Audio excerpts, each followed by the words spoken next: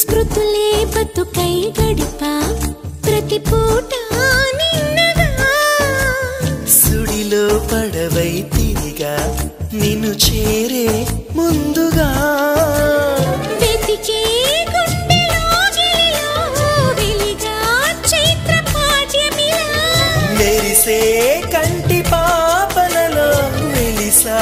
నిత్య పౌర్ణమిలా ఎందుకిలా అల్లినదో వన్నెల వెన్నెల కాంతివల ఎవరో